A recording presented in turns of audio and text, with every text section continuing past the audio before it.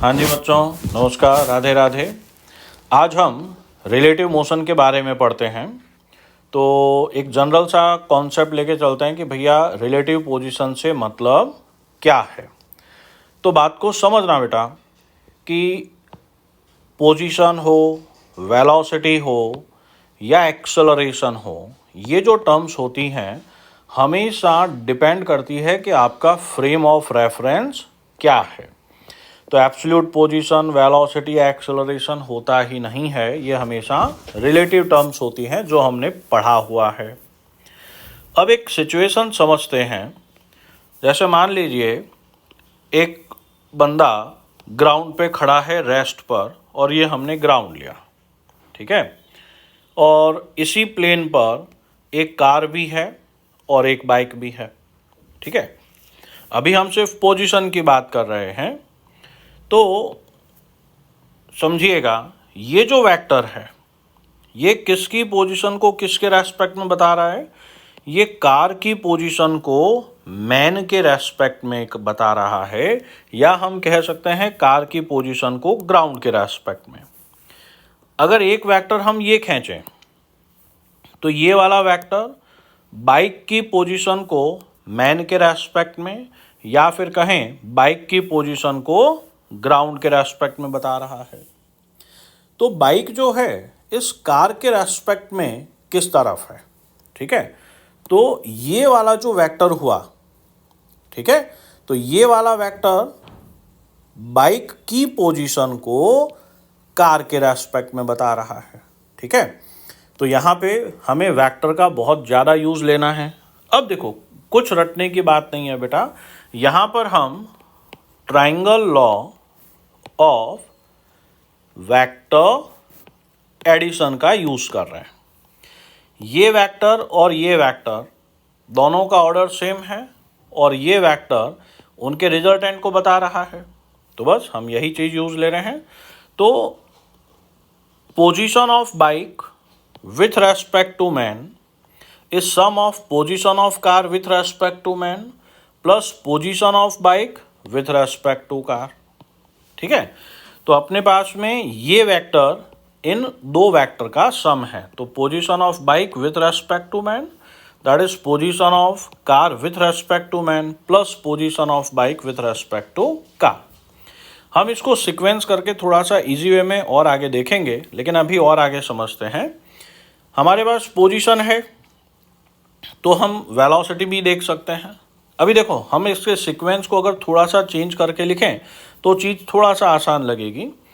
बोलने का एक रिदम बन जाएगा कि position of bike with respect to man, that is position of bike with respect to car plus position of car with respect to man, है ना। तो यहाँ पे देखो, बाइक की पोजीशन मैन के रेस्पेक्ट में, तो पहले बाइक की पोजीशन कार के रेस्पेक्ट में प्लस कार की पोजीशन मैन के रेस्पेक्ट में आ गई। अच्छा, ये पोजीशन रिलेशन है। अगर इसमें टाइम का डिवीजन देंगे तो हमारे पास वेलोसिटी भी आ जाएगी। तो velocity of bike with respect to man, that is velocity of bike with respect to car and velocity of car with respect to man. यही रिलेशन हमें आगे भी आएंगे।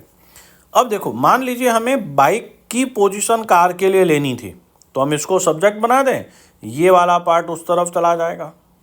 तो इसको सब्जेक्ट बनाने पर क्या आया बेटा? Position of bike with respect to car, that is position of bike with respect to man, और ये टर्म इधर चली गई तो ये माइनस की हो गई। यहाँ पर सीक्वेंस समझना बेटा। हम सीक्वेंस में एक ये वाला पार्ट और एक ये वाला पार्ट ध्यान देंगे, ठीक है। इसको क्या बोल रहे थे?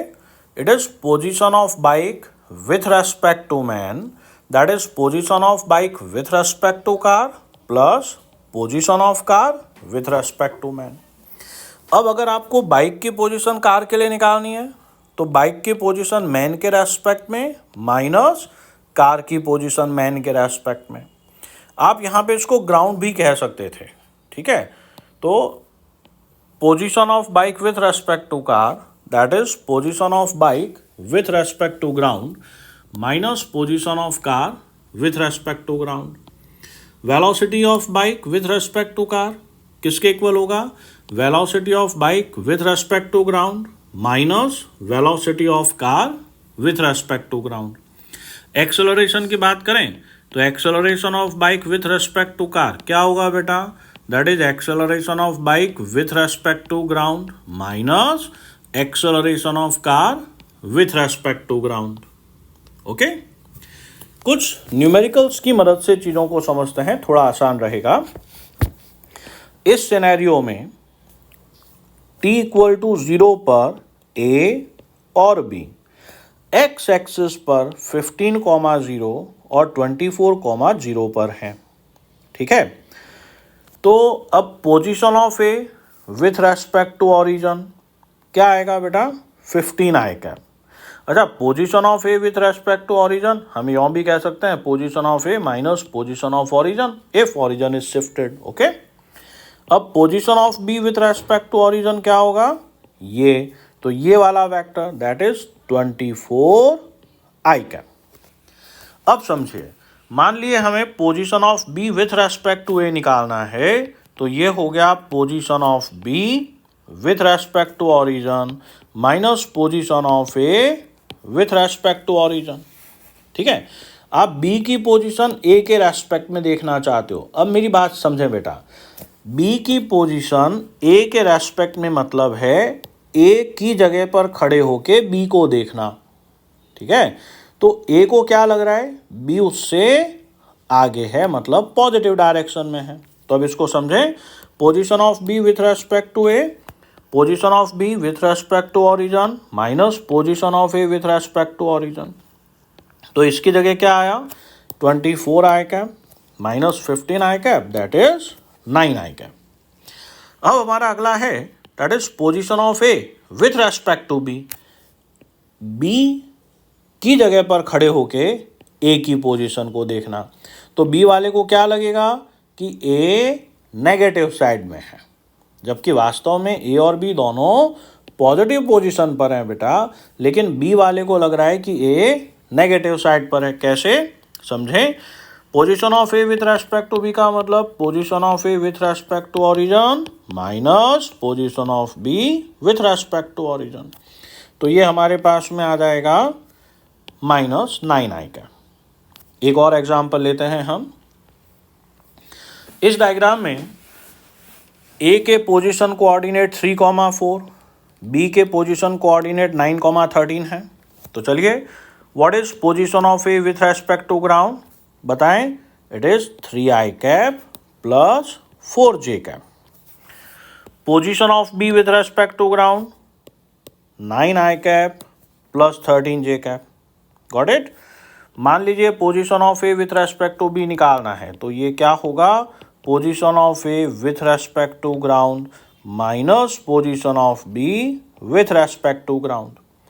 मतलब पहले ए की पोजीशन जो कि 3 I cap plus 4 J cap है, माइनस बी की पोजीशन जो ये है, नॉर्मल ब्रैकेट खोलना है, तो अब आएगा 3 I cap plus 4 J cap minus 9 I cap minus 13 J cap.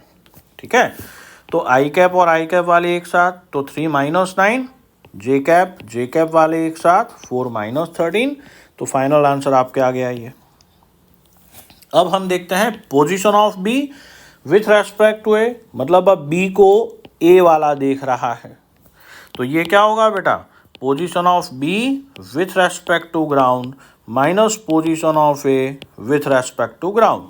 तो अब हमारे पास में वैल्यूज उसी तरह से, आई कैप वाले एक साथ तो 9 माइनस 3, जे कैप वाले एक साथ तो 13 माइनस 4। देखिए, दोनों एग्जैक्ट अपोजिट होते हैं।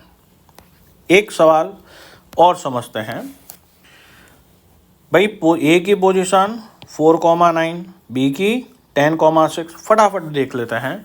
ए की पोजीशन बोलिए 4 I cap plus 9 J cap, B का बोले 10 I cap plus 6 J cap. Position of A with respect to B this minus this. I cap वाले एक साथ, जे कैप वाले एक साथ। Position of B with respect to A में क्या करना पड़ेगा? वापस वही चीज़, बस अपोजिट आ जाएगा। ये अच्छा सवाल है। हमें दिया क्या है, position of B with respect to A 6i cap minus 8j cap है। बी की ग्राउंड के रेस्पेक्ट में पोजीशन ये है, तो हमें ए की ग्राउंड के रेस्पेक्ट में पोजीशन चाहिए। देखो बेटा, position of B with respect to A क्या होता है, position of B with respect to ground minus position of A with respect to ground. हम इसको सब्जेक्ट बना लेंगे, तो ये क्या आ गया हमारे पास, position of A with respect to ground क्या होगा बेटा, position of B with respect to ground minus position of B with respect to A. Check करते हैं, ये आया। अब position of B with respect to ground की जगह पर -2i cap plus 3j cap minus of 6i cap minus 8j cap. Clear है? Check करते हैं। अब देखो आई कैप वाले एक साथ, तो -2i minus 6i minus 8i cap होना चाहिए बेटा, और ये वापस माइनस माइनस प्लस हो जाएगा, तो ये होगा 11j कैप। ठीक है, तो हमने अभी केवल रिलेटिव पोजीशन का कॉन्सेप्ट पढ़ा है। नेक्स्ट वीडियो में हम relative motion in one dimension समझते हैं। राधे राधे बेटा।